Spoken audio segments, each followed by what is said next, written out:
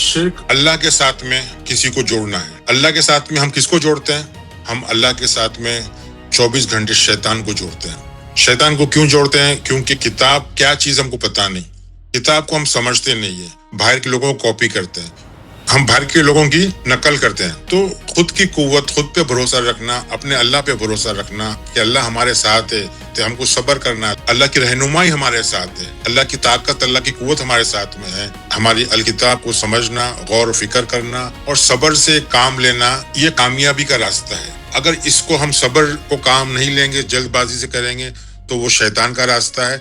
और जब शैतान का रास्ता पकड़ेंगे तो वो शिर्क है।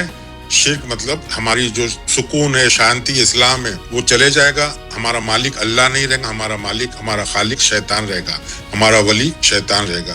तो शैतान से बचना है और अल्लाह को समझना है और अल्लाह के साथ चलना है। कुरान ये कहता है कि मैं उसी की मदद करता हूँ जो अपनी मदद खुद करे। अपने को अपनी खुद की मदद करना है, अपने खुद पे भरोसा रखना है।